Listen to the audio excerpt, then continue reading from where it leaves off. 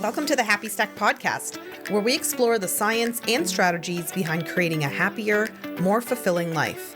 I'm Terri-Ann Richards, and I partner with organizations to address the root causes of burnout, disengagement, and stress, equipping leaders and teams with the tools they need to thrive, both organizationally and personally.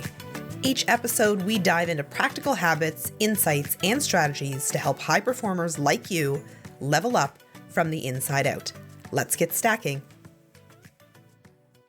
Hey, welcome back to the Happy Stack podcast. I'm your host, Terri-Ann Richards, and today we're talking about something that, well, it's not in your job description, but somehow it lands on your plate anyway. Emotional labor. You know what I'm talking about here. So this is those of you that are the team therapist, the family peacekeeper, the one who always remembers birthdays, checks in, smiles through the chaos, and never lets it slip that you're running on empty. And here's the kicker. You're probably not getting credit for any of it. So today's episode is for the strong ones, the go-to people, the ones who are holding it all together for everyone else.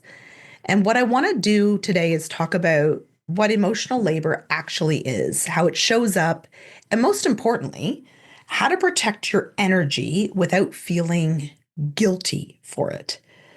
So emotional labor is not about managing your emotions. It's about managing everyone else's around you. It's the invisible unpaid work of smoothing things over, keeping people calm, softening the blow, smiling through the stress, and showing up with empathy and compassion, even when you're feeling chaos on the inside.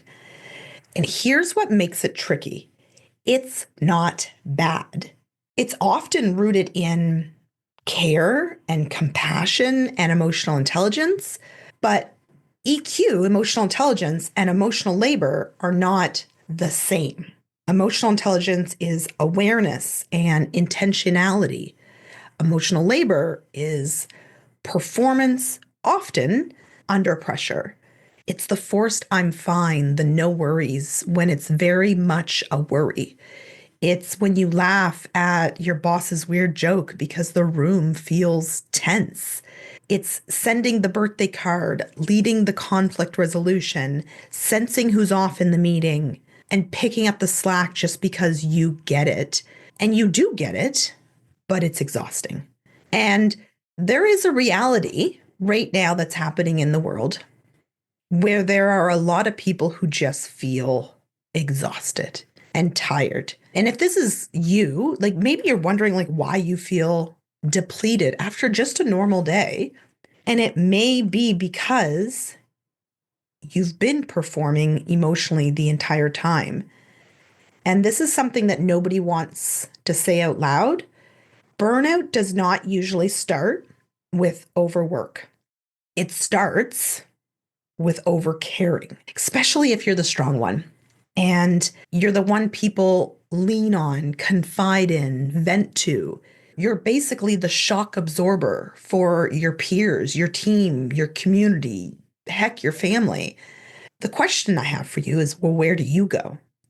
And because I can't hear you right now, what I know to be true about clients I've worked with from experience, being the strong one without support is a fast track to collapse. In my book, Success Takes Courage, I write about the time that I basically hit that brick wall after trying to carry everyone else's emotions. And I mean, I was running a business, managing life at home, helping friends through their own storms, and then wondering why I could not sleep or focus or find joy. The reality of it is I was performing in resilience without protecting my own bandwidth. And that was not me showing strength. That was a slow roll to self-abandonment, right? And so I want to call out something that I guess is uncomfortable, but it's the truth and it's real. And these are the stats, y'all. This burden is not always shared equally. Research shows that women, especially in leadership or caregiving roles, take on significantly more emotional labor than men. That's in meetings, at home, in text messages, in tone. It's everywhere.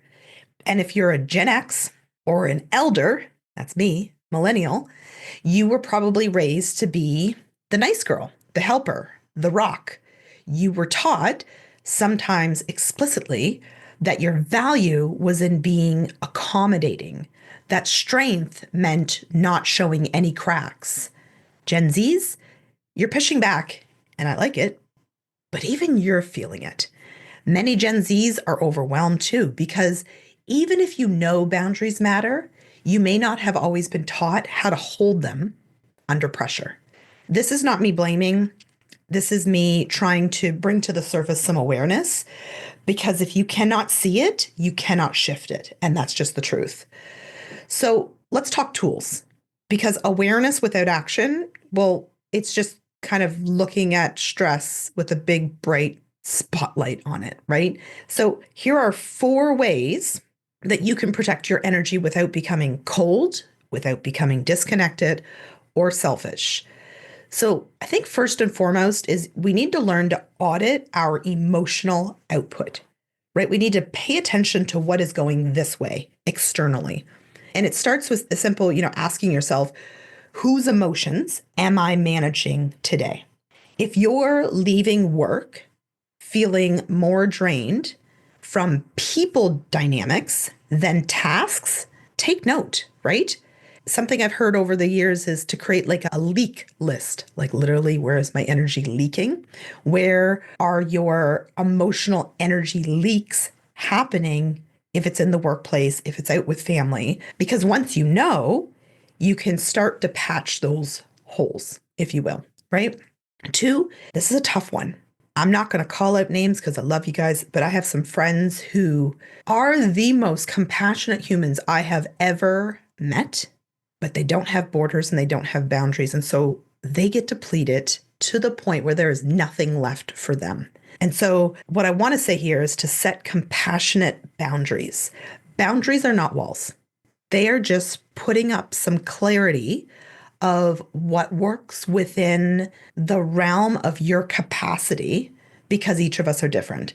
So instead of saying something like, hey, I'm always here if you need me, because I know most of us have said that, say to someone, like, hey, I've got capacity for this specific thing, but I don't have it for that.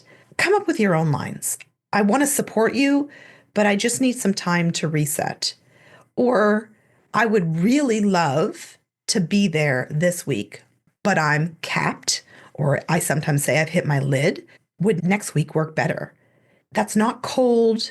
It's still compassion and it's honesty, because, that saying of you cannot pour from an empty cup.